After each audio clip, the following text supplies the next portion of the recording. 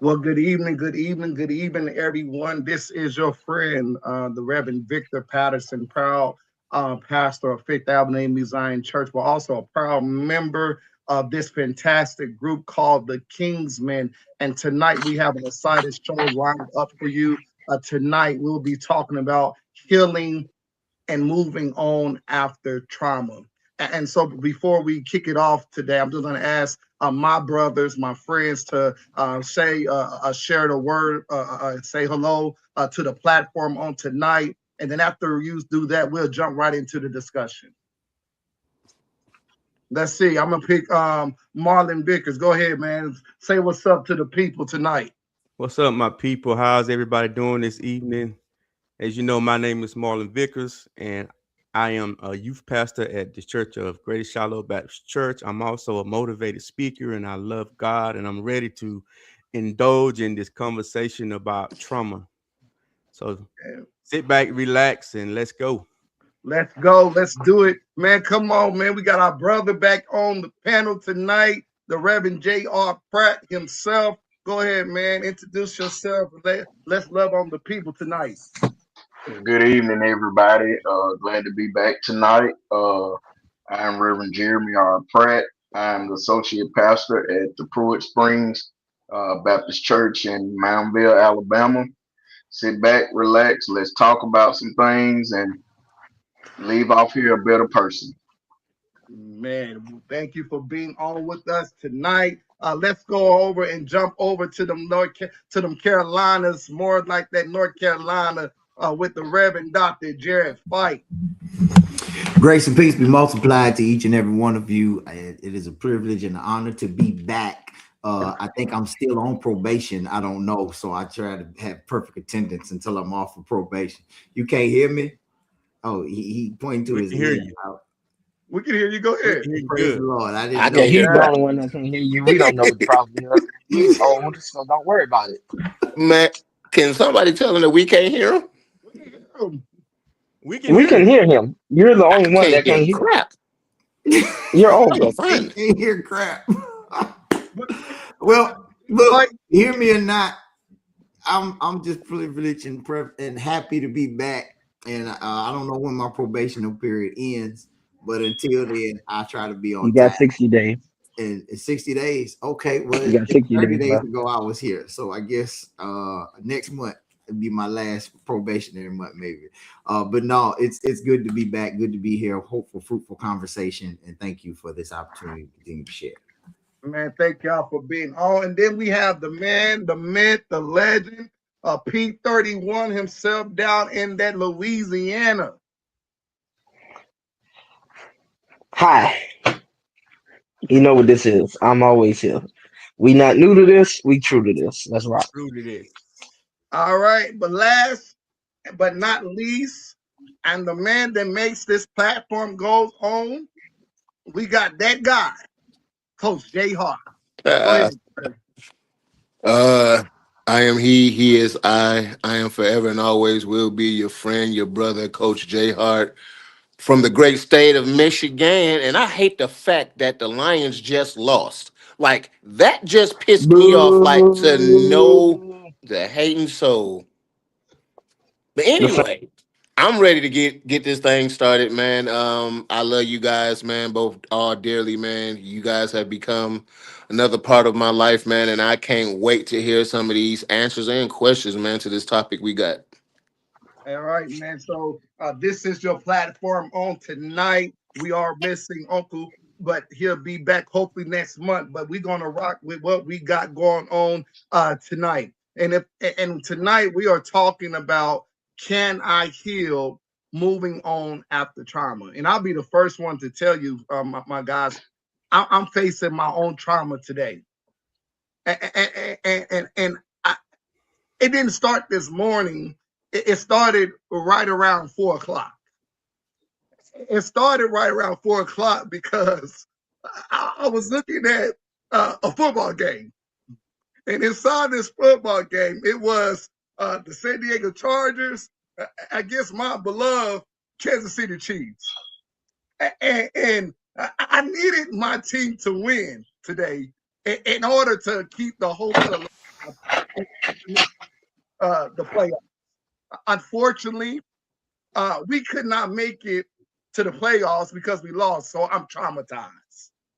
I wonder, can we heal from moments of being traumatized? Not only that, I even face more trauma because it's not script, it's not anxiety, and this is trauma that I'm. It's because not only Patrick Mahomes, God's chosen vessel himself, delivered the Kansas City Chiefs to 10 playoff appearances, to lead the Kansas City Chiefs to 3 Super Bowl appearances. The one that won 2 Super Bowls, couple of MVPs, he had tore his ACL today. I'm traumatized. And the question is tonight, can we heal from trauma? Can y'all help a brother out? How do we heal from trauma? What other personal traumas has we faced in ministry? What other kind of trauma have we dealt with inside the church, in our personal relationships, inside of marriages, inside of relationship? Because in order to heal from trauma, you have to be able to be vulnerable to talk about trauma. One of the books that I really love regarding trauma is called My Grandmother's Hand, Realizing Trauma and the Pathways to Mending Our Hearts and Bodies. And Malcolm says, this is what she says, as a therapist, I've learned that when trauma is present, the first step in healing almost always involves educating people on what trauma is. So what is trauma, fellas? Well, I just want to say this, and I'm gonna leave the floor open for somebody else. But if you want to start healing from trauma as far as sports, because I heard you say it, pick a better team. All right. Oh, Oh, oh, oh, oh, Oh, oh. oh, All right. dang. Shots fired. I mean, I was gonna say the same thing, but hey, I can't talk because I think we out too. So I think we out too after We tonight. So won. We won. So we won. who's your team? Saints. Saints. And it Okay. don't matter what you say about them. We won. Okay. I don't need nothing else to say. But can we heal from trauma? What is trauma? And the Bible talks about saints. You don't talk about nothing else. It talks about the saints. you a hating so Yeah. boy. If you don't talk about nothing else, it talks about saints. I'm Go just saying. Broncos. Hey, but the Bible, but we all trying to get to where the kingdom, right? We trying to get to the kingdom of God, and the Chiefs fan base is called the kingdom. We Fight trying said, to. please let it go. Fight said, please let Just it let it go. go. Just let it go. Cause you're struggling. You stretch. It's a terrible Like they You did. stretch. Hey, isolation. like they did. You struggling Yeah. like your team did. If, Struggling like your team did. That explains a lot.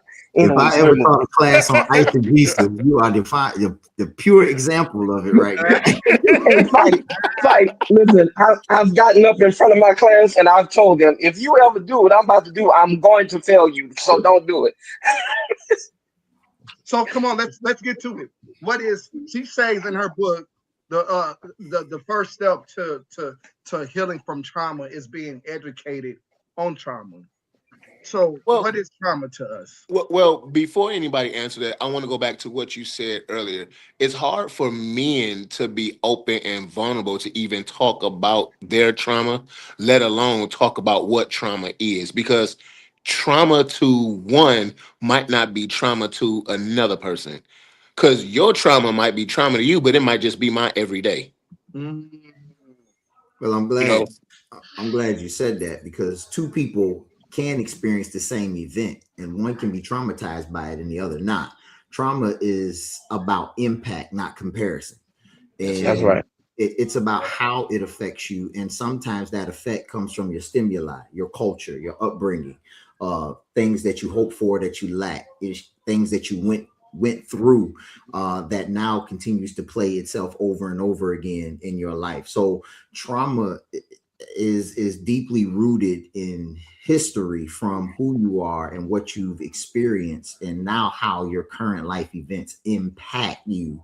And you got to take all of that in totality. So being able to compare what two individuals have gone through is not fair, because a lot of times you may not have lived the life I've lived to be able to experience this in a traumatic way the way I have, because we have two different life experiences, even though we're going through the same thing. And but And even with what but even with that though, it don't have to be the past. Sometimes your trauma can be what you're going through now. right. You know what I'm saying? And so It could be traumatic to you at this point. You just happen to be going through it at this point in time.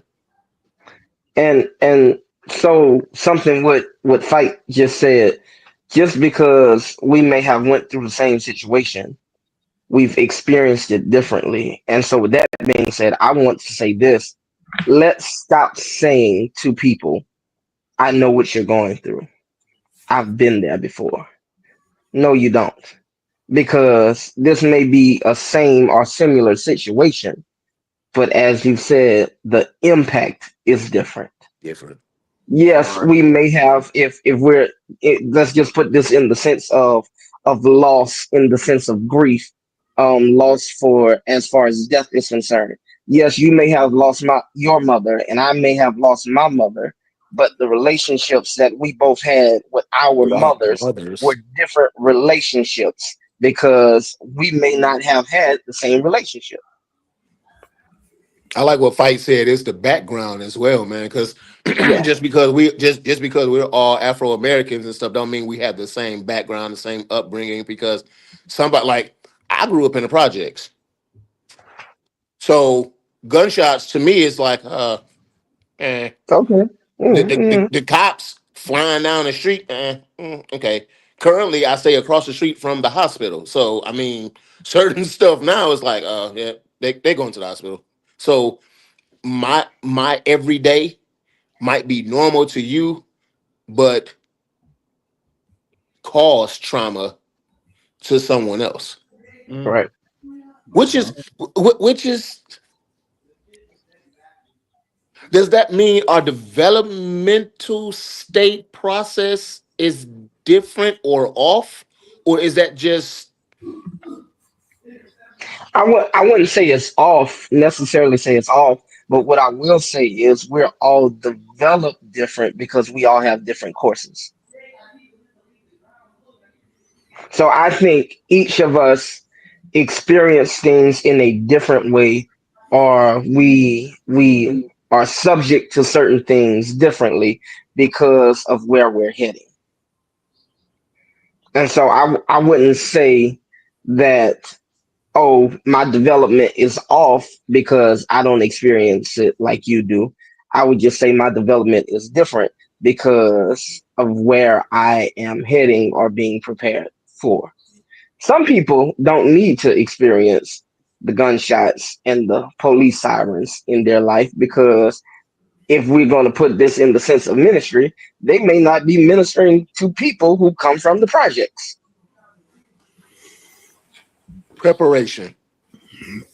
I think that's what I got. And not saying I didn't hear nothing else you said, but preparation, which goes back to what Fight was saying, the upbringing and Yeah, and the knowledge of, or the training of, or the teaching of, could be totally different from from household to household. So trauma might be considered and or classified different from household to household, or person to person, or personality to personality. If I'm wrong, somebody say I'm wrong. I'm just throwing it out there so I can kind of better understand the concept of everybody's trauma.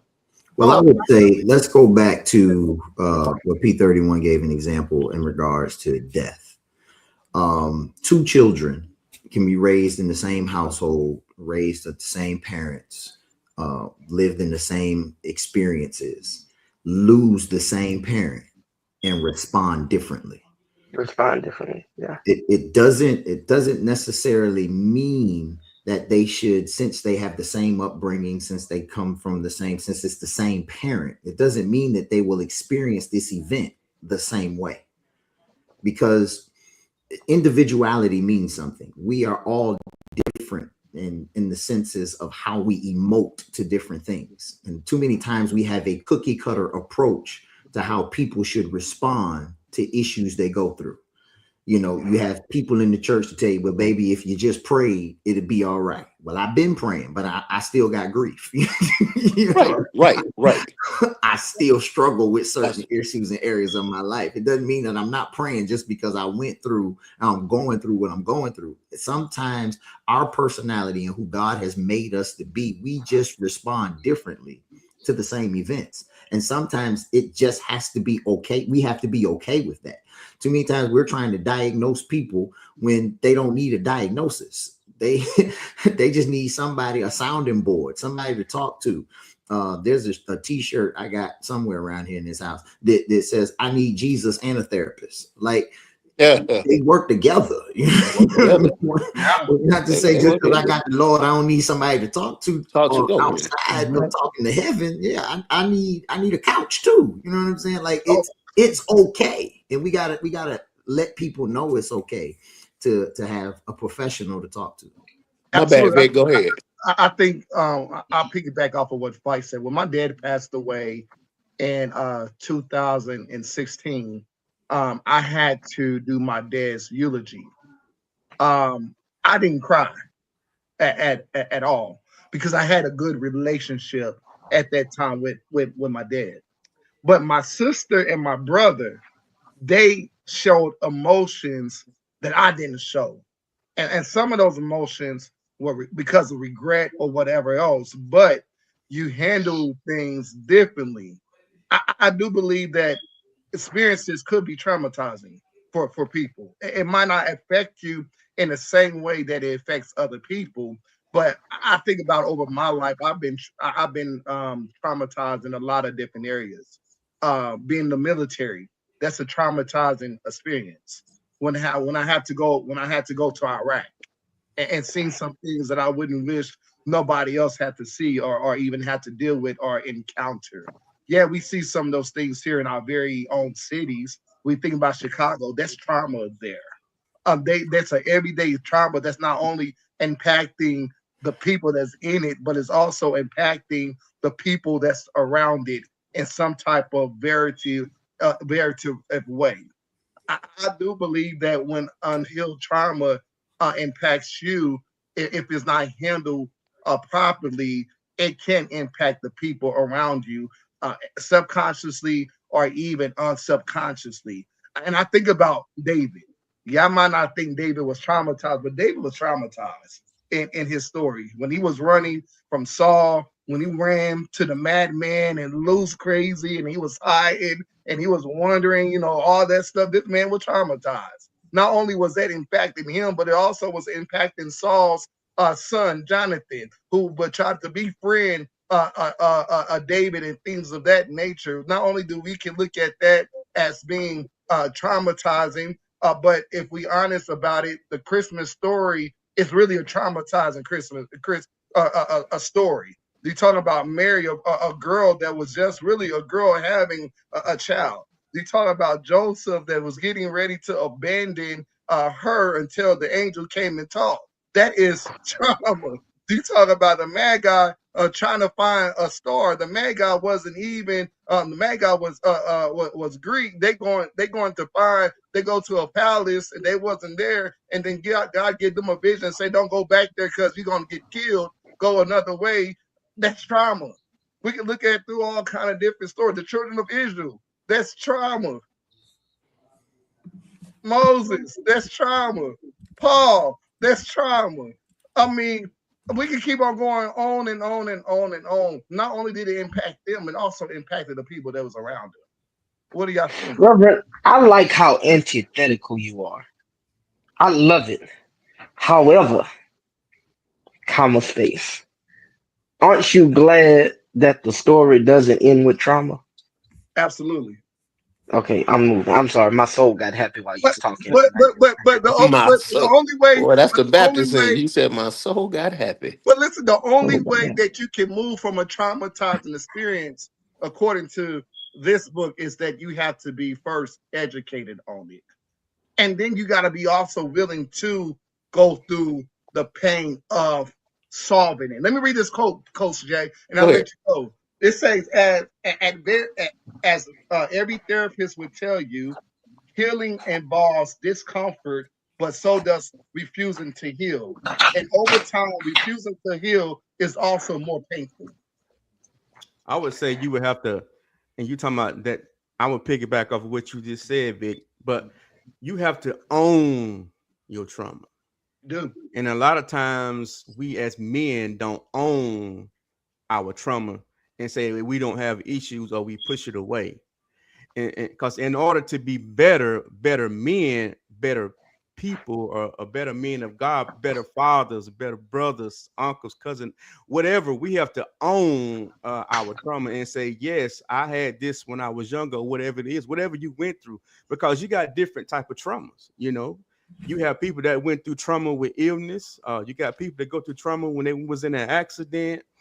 You got all kind of trauma. So, but when you look at your life and you see how your life has been shaped, I think that we all have some kind of trauma in our past that if we really be real with ourselves, we still haven't dealt with that trauma. Whatever that trauma may be. Exactly. We push it to a side and we don't really open up the book and crack open and say, okay, let me see, why do I really respond, or why do I really act this way? And it could be because some trauma you had in your past that you never really dealt with. Right. And I think our trauma, it shapes us, and it has shaped us into the men that we are today, even good or bad. and Go, Brad. I'll say this. I was one of those ones that was like, oh, I don't need to go to no therapist. I don't need this. I don't need that. Then life happened. Got a divorce. It kind of messed me up. And I had to be honest with myself. I need to go and sit down and talk to somebody other than Jesus. And so it like y'all said, men don't like to own that they need help. And we have to stop waiting until something very um life changing happens for us to really realize that, hey, either I'm gonna get some help, I'm gonna drink or do whatever to try to cover this thing up.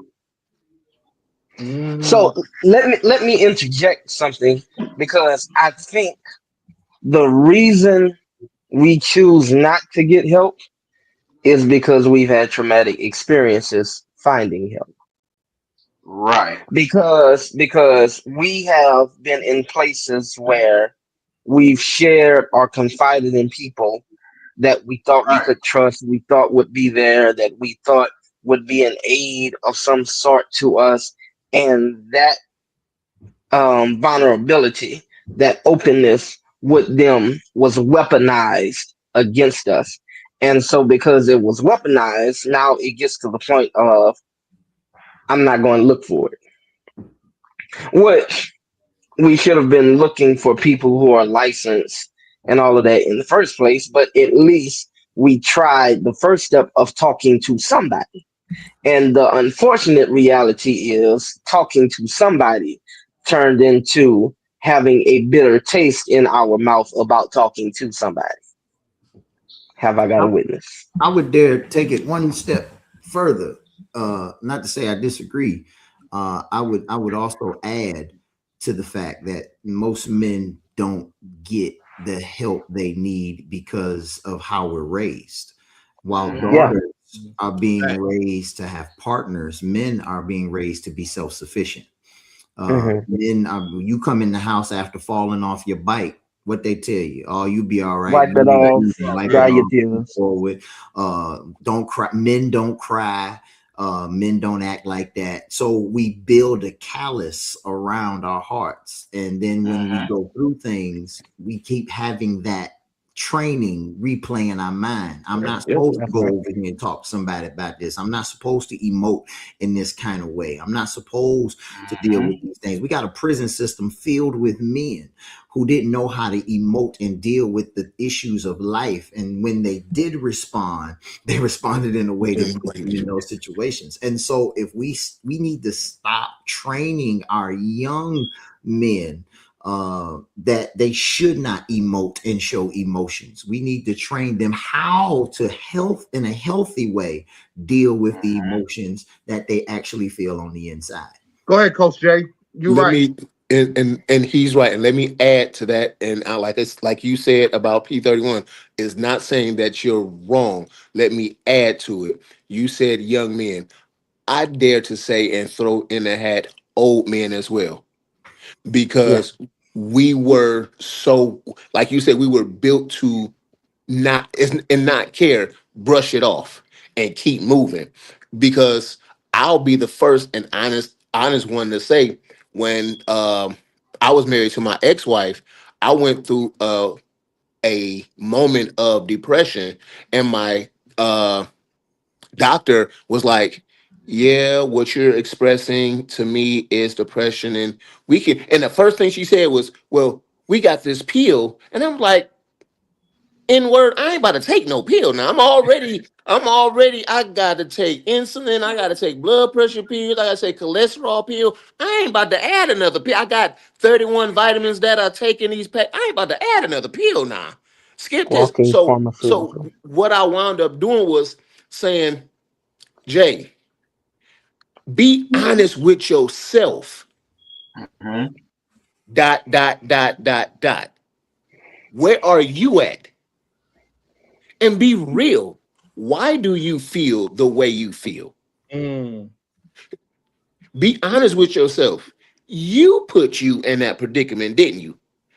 And the only reason you put you in that predicament is because you was running from this. So while running from this and not facing it, you added another predicament on top of a predicament, and now you need a pill for it. Yeah. Mm. Jay, you got me thinking, right? In this book, um, she says there's two different types of pain. I like how she classifies this. She says there's clean pain, and then she says there's dirty pain. Hold on. Hold on. There's clean pain, which means there's pain that we need. And then there's bad pain, which is pain we put on ourselves. I want to hear how she explained this. Now, fight. Stop looking in the camera like that, man.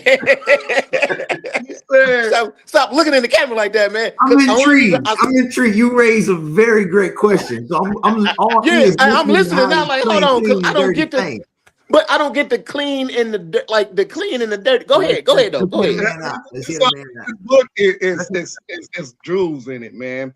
It says clean pain is a pain Is that he means reading the book without build his glasses? your capacity for growth. That's what clean pain is. say that one more time, Vic. It says clean pain is a pain that mends and can build your capacity for growth. Of course, she goes in more details than that, but that's the So basic that's the definition. pain that expands you, basically. And then the dirty pain is it's a pain of avoidance, blame, and denial when people respond from their most wounded parts because become cruel or violent or physically or emotionally run away. They experience dirty pain. And then Say the that's the name of that pain that book shrinks again. you. Well, wait. Hey, say the name of that book because somebody just asked in the chat. My grandmother's hand, racialized trauma and pathways to mending our hearts and bodies.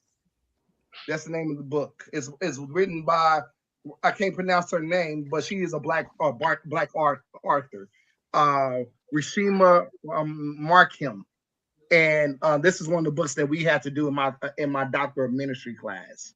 Oh And when I wow. said we had to unpack this book, oh my God, it was like wow. And so, what do y'all think about dirty pain and clean pain? Well, wait, hold on. Before you ask that question, do me a favor. Read Clean Pain first again. Cause fight through his head through the wall and stuff off Find the it. definition. I gotta find it. Go ahead. Keep talking. Let me find the guy. I just closed my book. Hey, can I just ask one question? Go ahead. No. Most of us need our glasses to read. Why are yours on top of your head while you're reading? I'm just Because confused. I'm I just can see up close. I can't just see far. Yeah, you like okay. All me. right. Yeah, I'm I just can't. all Yeah, right. that's All right. how I am. Yeah, Okay. I can And see. sometimes when I And take my glasses off my book, I do the same I can see thing. it better. so I really wasn't trying to be funny. I was really trying to understand it. I've never seen nobody take the glasses off to read. Like, I do that. Oh, I do the same thing because I can see up okay, close, but I can't see far away. it's I called So just when I, can't see. yeah, I can't. I need them. I can't see. I gotta read with them. I gotta see with them. I gotta draw. I can't see. So okay, I was just all right. it's called old age, brother. But it says y'all want me to read y'all want me to read clean pain or Yeah, dirty? clean clean paint. pain first. All right, so I'm gonna read. I'm gonna even read a little bit more of it. It says clean pain is pain that mends and can build your capacity for growth. It's a pain you experience when you know exactly what you need to say or do, when you really, really don't want to say or do it, and when you do it anyway. It's also the pain you experience when you have no idea what to do, when you're scared or worried about what might happen, and when you step forward into the unknown anyway with honesty and vulnerability. That is what she Man, considers to be clean Man, pain. man, good God. man. Ain't that deep? Good God, man. So when we have trauma, are we also dealing with clean pain, or are we in the place that we're still dealing with our dirty pain? And so cause you Both. said you said you brought this up earlier, and I got to I gotta unpack it since we're there.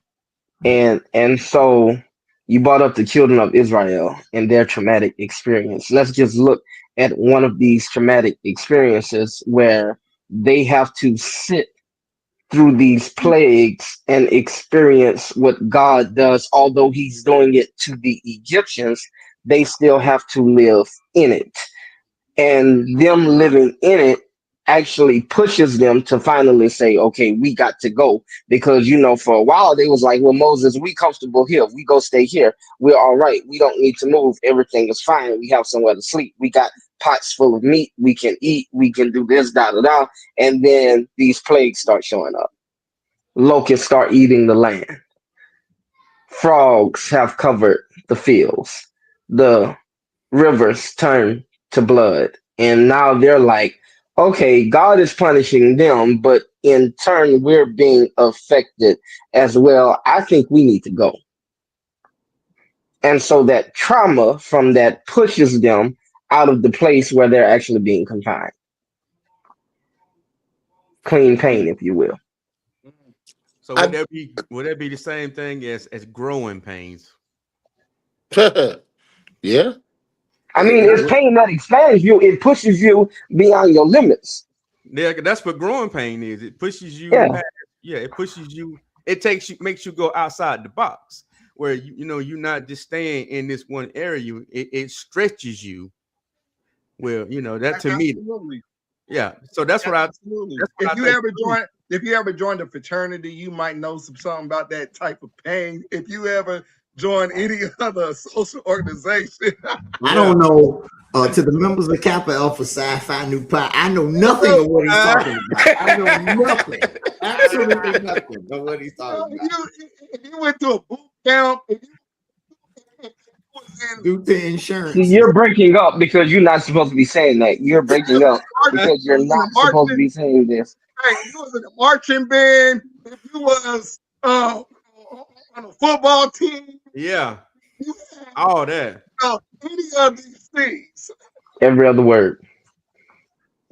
You a hater. You're breaking up because you're not supposed to be saying this. You're Let saying the me. quiet part out loud. There's and I'm sorry, Coach Jay, but there's a lot of preachers on here, so I'm gonna try my best not to preach. But when people Everybody in the room is a preacher. It's feeling in the right. real, it makes it makes your creative juices flow. Yeah. So I'm thinking about this in the sense that growing pains or pains period, you learn more about God in the valley than you do on the mountaintop. Facts. Talk, Reverend. Yes, Talk, talk, sir. talk, talk, Yes, talk, sir. talk, talk, talk, I talk, just talk, on Reverend. Talk. today, I just on today finished a 6-week series on the names of God. And 6 weeks. My God. every single exploration where people learn about who God is, it's through difficulty and not through comfort. Huh? Huh? Talk, talk, talk, Reverend. Talk. You can't be Jehovah Jireh If if you you ain't don't got have a need. nothing Oh, that My, he's my, going to my, provide. Oh, He can't my, be my, my. Jehovah Rapha Mighty God. if you don't have anything that needs to be healed. So it's in the difficulty where you learn about his provision. yeah. And so a lot of times we have to understand that sometimes church has indoctrinated us to pray our pain away. When that is mm. the very thing that God implores to be able to build you to be who he needs you to be in the next season of your life. Mm-hmm. And you can't get, and I'll just deal with the text I wrestled with today. Wrestle with it. Wrestle. Argue, Reverend. That's my beautiful baby right there. She know how to say amen when a man talking. I love Pressure claim, sir. Hey, Let me she not put get those marks distracted. behind it too. but Pressure claim, sir. Exodus chapter number 15, somewhere around verse number 22. I just got saved 3 days ago, so y'all fact check me. Just got saved 3 days ago. My Children of mind. And Israel, talking like this. is what You good. 331 was just talking about. Children of Israel had just crossed over the Red Sea, and they Mm-hmm. properly praised God when getting delivered from the afflictions and the bondage that they were just in. However, they took a 3-day trek and found themselves in Mara. And when they got to the water, Bitter. bitter. Now, Mm-hmm. they complained. The children of Israel complained. But watch this. Moses talked to the Lord while they were complaining. God then Mm-hmm. spoke to the one that was talking to him and gave him the solution for how to deal with the bitter situation. But that ain't really the shout for me. The shout for me is the bitter situation was not their destiny. The bitter situation was a stopping point and place to prepare them for the Elam that was coming in the next few verses. Oh, See, Lord. they wouldn't have experienced the fresh springs and the palm trees of Elam if they never went through a place called Mara. See, you don't appreciate the Elams of your life until you've been through the Maras and the bitter places of your life. And sometimes we want to go around the bitter and go straight to the promise. And God says you won't appreciate the promise until you've had a taste of bitter first. And that's why sometimes we got to be able to have ministry to build people in valleys of Maras and not just try to take them automatically to the mountaintop of Elam. We got to be able to say, you know what? Our ministry is conducive of walking with you in the valley. And it's in the valley where you can. I hear your voice, Reverend. I hear your voice. People can't judge your reaping because they were Lift your voice, Elder. Time to call. You gotta know that I went through a dark season of my life before I walked in the light. The only reason I appreciate my light is because I know what darkness tastes like. Yeah. Huh? I wish I had help in this house. My dark moments. Don't judge me when I'm walking in my light moments. Okay, Let me go on mute. Let me go on mute. Out here preaching. Hold on. That remind me. Hey, let me suggest. If we was tagging in that teaming, I would have to even bring in the text of when Jesus was on the boat sleep. Before you even get on the boat sleep, he told the disciples, we're gonna go to on the other side. And he gets on the boat and he goes to sleep. And while they are in the middle of their trauma, while they are in the middle wondering if they're going to make it out the situation, and it's fascinating to me, is because these wasn't just any man, they was men that were fishermen. They been on the water, they knew the water, they knew how to operate the water, they knew what side the fish was going to be on and the other side. So I'm sure they was used to worms and thunderstorms and all the rest of that stuff. But here they are in their trauma moment and saying, God, get up. God, get me out of this trauma. But the problem is, like Mike said, wasn't that they was, what blesses me is that not only was they in the trauma, but God said, we still going to go to the other side. So if God told you that you got to go on the other side, that means that you got to get in the middle of it sometime.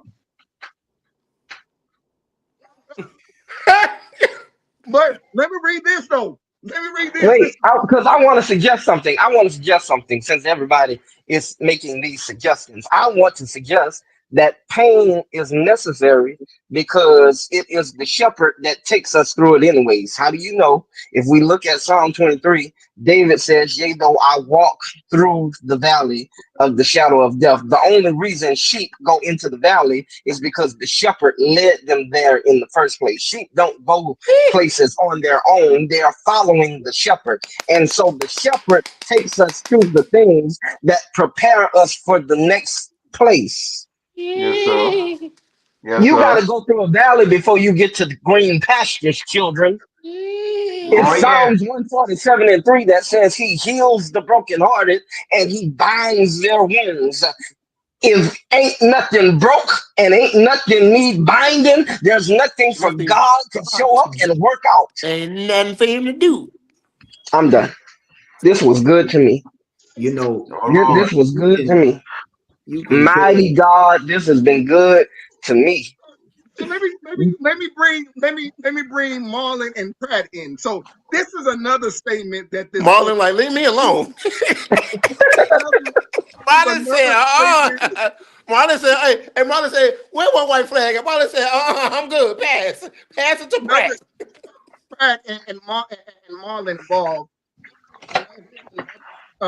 Another text insert from the book, and it says this: most of us think of trauma as something that occurs in an individual body, like a toothache or a broken arm. But trauma also routinely spreads between bodies, like a contagious disease. When someone with unhealed trauma chooses dirty pain over clean pain, the person may try to smooth his or her trauma by blowing it through another person, using violence, rage, deception, betrayal, or emotional abuse. This never heals trauma. What do y'all think about that? Let's run it. I'm glad you said it because I was just thinking about how our trauma sometimes it it it, um it goes into somebody else's life. So it overflows into somebody else's life. So, and that goes back to what I said earlier. If we don't own up, if we don't deal with our trauma and our pain, because we just said it, all pain is not bad pain, because some pain is good for you. Why? Because it moves you to the next season of your life. Sometimes God has to pull you, and God has to push you, because we get, watch this, we get stuck in one stage and we don't know how to move forward. So we get complacent, and when God says, I need you to move over here, so sometimes he allows pain to happen in your life in order to move you to that next season. But sometimes if we don't deal with our own trauma and our own pain, and we move from relationship, and we move from church, and we move from job to job, and all of that trauma that we still have on the inside, guess what happens? The next person you get with, or the next church you go to, or the next job you go to, all that trauma, you begin to fill it up in somebody else's life. It begins to overflow into somebody else's life, and you mad at them, and they ain't even did nothing to you. But it's because you have been deal with your own trauma, your own issues, your own problems, and we blame everybody else. We even blame the devil for our issues, and sometimes we put it on ourselves. And the devil ain't did nothing to you, but you blaming the devil for your issues. And God says, no, I need you to realize that it has nothing to do with the devil, but I'm the one that allowed the trauma to happen because you're stuck in the season, and I need you over here. Look at what happened to Job. What did he do? Job went through all of that trauma in his life. He even told, he said, he said, I'm a curse. His wife said, you ought to curse God and die. Job, when he stripped his clothes off, he said, naked and I came into this world, naked shall I leave. In the midst of his trauma, he did what? He still gave God praise. So we have to know, in the midst of our trauma, in the midst of our issues, we must give God praise. That's how we deal with trauma. Even though we talk to God, we talk to doctors, and we talk to all these people, and we get it out, but still, you got to find praise. You got to say, God, I praise you, even though I can't see my way coming out of this thing, but God, I'm gonna still give you praise. Why? Because God led you into it. Look at Job; he went through all of that trauma, And so he allowed God to pull him through it. So hold on. Let me put let's get Pratt inside of this because we ain't heard a lot from him. What do you think, man? Talk to us. Theodore Roosevelt said that it is only through labor and painful efforts, by grand energy and resolute courage, that we move on to better things. If we don't deal with our traumas, no matter what area it is in, it's gonna come back to bite us one way or the other. And as far as it going off on somebody else, it is possible. Those childhood traumas that you had dealt with, you get married, it's gonna stem on over into your marriage, and the things that you're not healed from, you're gonna blame somebody else because you don't know how to deal with whatever storm has came and has unpacked your trauma. It's good. So What y'all? so Go ahead, Peter. Go ahead. no, go ahead. My next question, because I know my next question is because Pratt brought in about relationship and marriage. I'll be the first one to tell you, I had not always seen what healthy love looks like. I really never have experienced healthy love in a relationship. I know what toxic love is. I know what struggle love is. And sometimes I think it's because we trauma bond. Mm-hmm. Trauma bonding is a real situation. But Mm-hmm. what happens when one person is starting to heal while the other person is still stagnant? Before we get to that, I'm right at the door of that. But you think about it as a child, you went through childhood trauma, but your parents also had their own traumas that they never deal with. So Mm-hmm. now their trauma is overflowing into your life.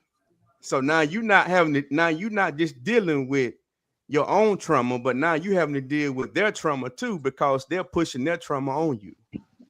So Mm-hmm. what was your question again? I don't got a sidetrack. That was good, bro. Listen, when you said that, I started to think not only trauma, I started to think of the love languages, right? Yeah. We know there are 5 primary love language: physical touch, quality time, acts of service, gifts, and affirmation.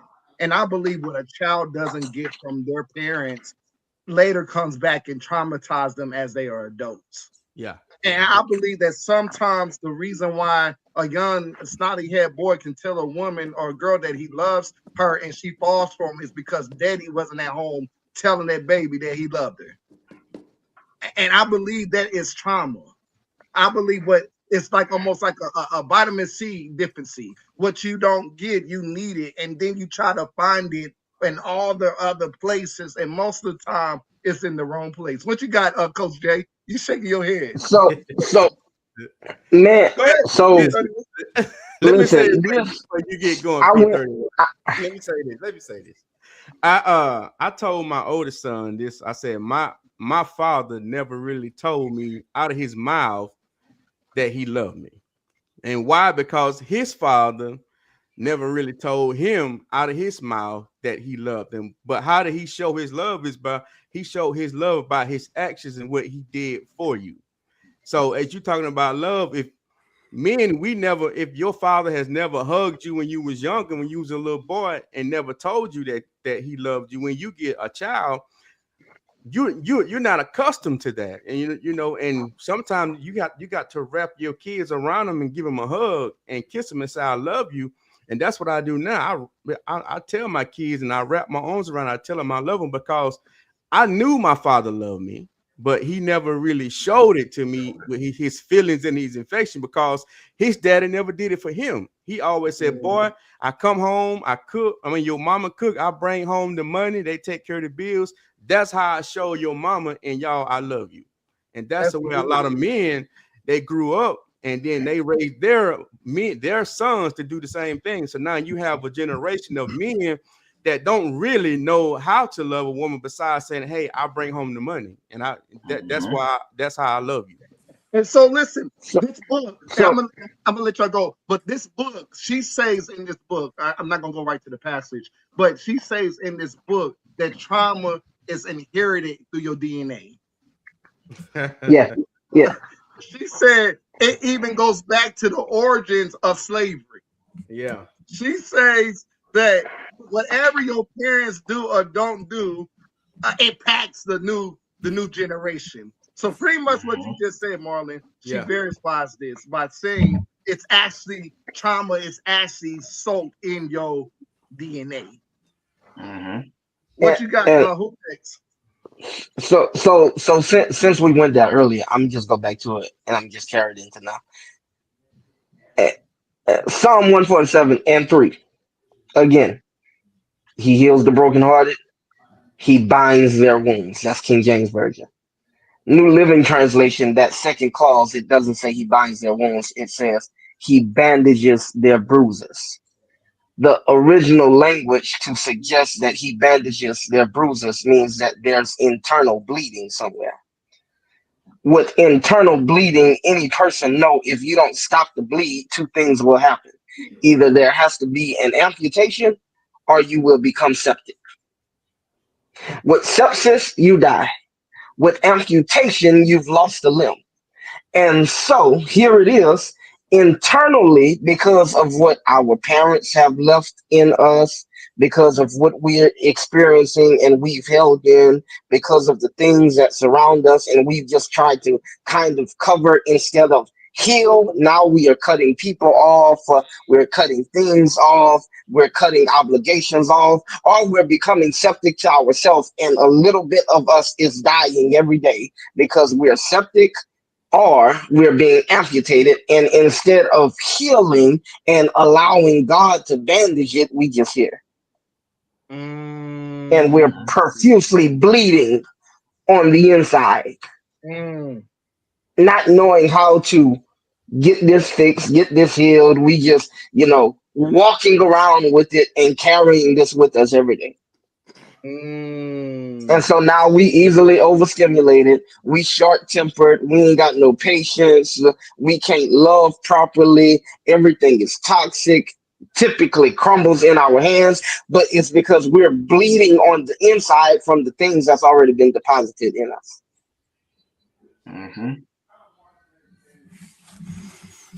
What else Come y'all on, fight. got? Come on, fight.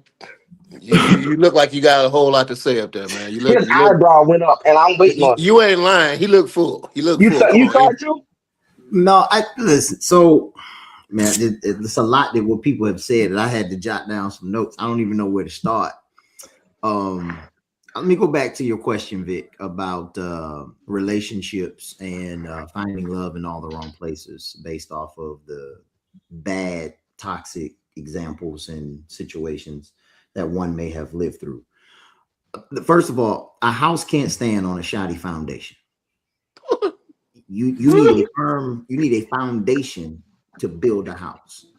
And that's where everything starts. And the issue is we have houses that weren't built structurally correct, starting with the foundation. You can't build a house from the roof down. You have to build it from the ground up. And a lot of our people who are looking for love and looking in relationships are looking for someone to complete them. This is where the statement is birthed out of looking for love in all the wrong places. Well, if you don't love yourself first, and you don't have a healthy dispensation of who you are first, nobody else will complete you. You got to be able to know who you are, what your goals are, what you are trying to accomplish in life, and find somebody that complements that, not somebody that completes you. And so a lot of times, if you don't have Christ, surely ain't gonna be no good to you. You got to understand that we need a foundation in who we are. And so as men, now I'm gonna just be real. If I get booted, I get booted. That's fine. That's fine. But as men, we try to find love in a female through sex, and we try to heal through sex. We try to heal through touch. We try to heal through being around multiple women and thinking that is going to be able to give us the satisfaction that we need, when truthfully we're running away from the foundational things that cause us issues in the first place. And so until you are whole in yourself, it's kind of hard to help others. And I'll say this in closing, because somebody else mentioned this, that leaders, especially pastors, bleed on people because they have brokenness outside of the church. And then you wonder why they don't make it past 5 years in ministry, is because they're looking for healing by emoting through their work in the pulpit instead of dealing with themselves outside of the church. This is why Paul tells young Timothy to get your home life straight first. Get you together first before you get in front of other people and start bleeding in front of them. It is imperative, and it is very, very important for us to be able to teach and understand that dealing with your trauma, it's an individual decision that says, I want to become a better me so I can be good to society, so I can be good to the woman that God has blessed me with, so I can be good to the children that God has blessed me with. And if you don't, you'll be yelling and don't even know why you mad. You'll come home and say, I don't like green beans. And really, you do. You just don't want them today. You got some stuff you ain't dealt with that you bringing onto other people. And it's unfair to them because now they don't know. They're not equipped. This woman is not equipped to know the signs that you're dealing with PTSD. This woman is not equipped to deal with the signs to know that you got daddy issues. This woman is not equipped because you don't feel valued at your job you work with because 3 other people done got promoted and you still working the same job. Like, working the same things fester. And without dealing with them, you're trying to build on cracks in the foundation. Then you wonder why my Lord don't work around you. It's because the foundation is broken up under you. So let me say, Fight brought up this. Wait, hold on. Because the time is very much escaping us. I think January will be part 2 to this. So in our closing, and I don't need P31 to do 3 closings. I need everybody to do 1. And I won't say Fight did his 1, so we're gonna do Pratt. I didn't know. So in closing, we're just gonna go around the mulberry bush. Fight can close. Pratt, my brother Marlon, P31 is gonna do his thesis. I'll say my bit, and then we'll have Victor close us out for the night. How about that? Sound good to me. All right, Dr. Reverend, you got the flow. Okay, well, let me say this. Thank you to my wife, Dr. Goddett, Miss Taylor, Dr. Behringer, Linda Frank, all my people. I shouldn't have started calling names. Micah, should stop calling names, and then they're gonna be texting me talking about you ain't called my name. But I just want to thank them for supporting. I appreciate you immensely. I thank you. Let me say this in closing. Vic brought up a text about crossing over to the other side. If my memory serves me correctly, I told you I just got saved 3 days ago. I think that's Mark chapter 4, where he tells the disciples, let us go unto the other.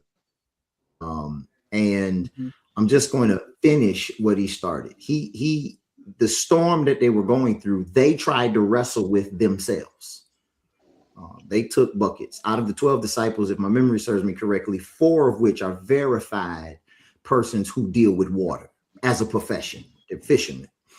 So they used their experience trying to handle something that their experience couldn't qualify them to deal with. So the text says they go to Jesus and says, Master, carest thou not that we perish? I think that's what the King James. Absolutely. That's what it say. That's what it Now say. watch this. The virtue of the voice of a saint did what the virtue of the storm couldn't. Let me say it one more time. The voice of a saint did what the virtue of the storm couldn't. The virtue I love of the it. storm tossed You're gonna the hear boat this to again. and fro. This is gonna live again.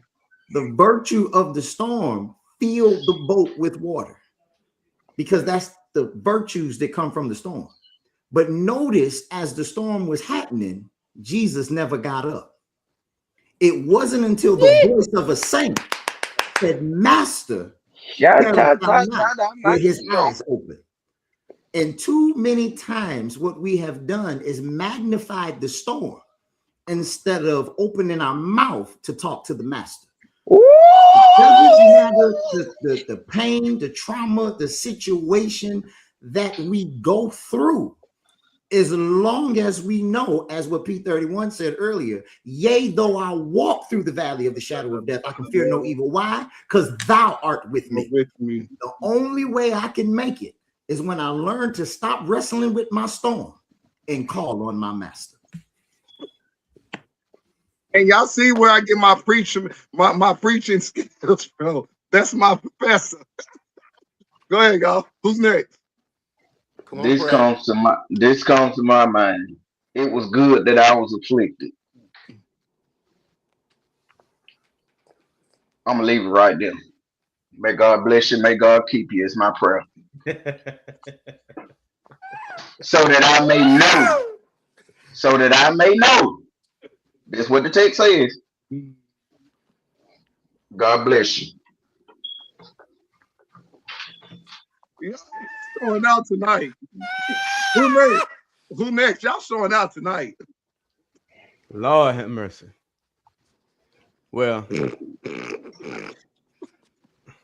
it ain't nothing else to say. I mean, Psalms 34:18 says, the Lord is close to the brokenhearted. Brokenhearted. Those who are crushed in spirit. Yes, sir. The Lord is close to the brokenhearted Draw and me save near. those who are crushed in spirit. So that lets me know that even though I go through the valley, even though I go through my trauma state, that all trauma is not bad. Some trauma is necessary to move you to the next season of your life. I go back to my story when Job and God was having a conversation.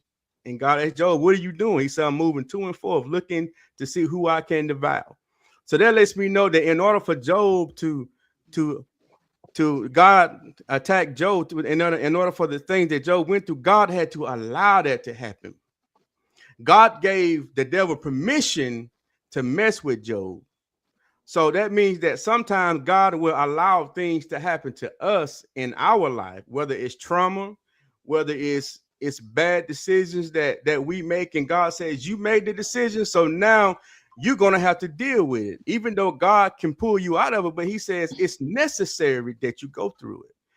Why? Because the next season of your life, I don't know what your next season is, but guess what? God knows.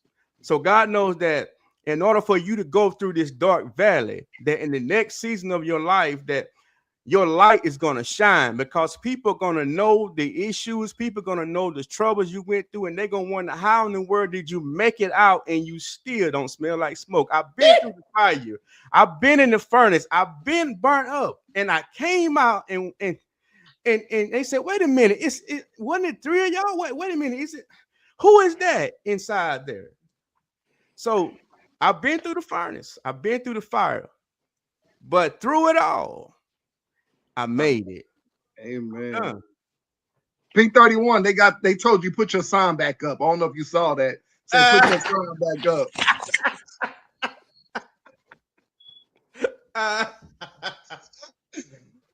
Who next?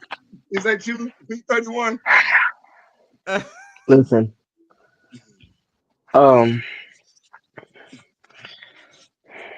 I had a trip to Manhattan, New York, and while in Manhattan, New York, there was a church we passed that we learned some history on. It is known as St. Paul's Chapel. St.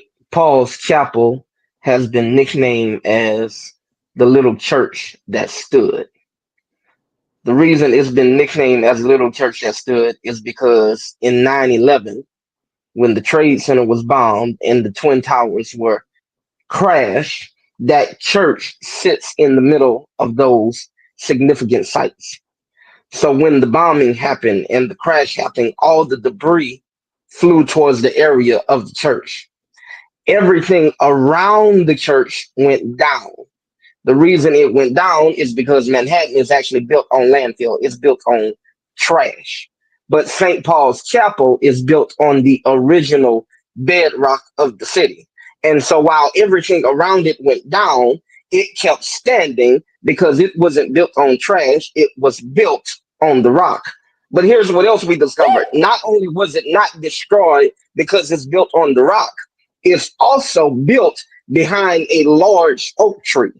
And so the oak tree caught all the debris that flew towards the church. Good night, children. May the Lord Talk bless you about the real well. tree, sir. But if you want your life to live and you want to make it through your trauma, I suggest you build your life on the rock and Yes, live sir. behind the tree. On the hill, far away, stood an old Gary, yes, rugged sir. cross, the emblem of suffering and shame. Okay, I'm done. Take him to the cross, Reverend. Take him to the I'm done. cross. Good night. Good night. Oh, Because my soul getting happy. Good night. okay. Nice. Good night. My soul get good night. Oh, hey, here's Oh Lord. I while they were talking, the song says, "I've gone through the fire and I've I've been through the flood. been through the flood. I've been broken into, seen lightning flashing, Sing but but the conjunction. but shout out Abokoshi. But through it all, Yes, sir. I remembered that He That loves me and and He And cares. he cares. And and he that shit out of bullshit. And he never put put more on me go ahead than and I quote the can song. bear. Then they said it again. I love it that they said it again because they said it for the people that didn't hear him the first time. So they said, and The he'll ones in the back never row. put more on me than I can bear. Let's go back to the boat. My bishop just preached about that. He called it pillow talk.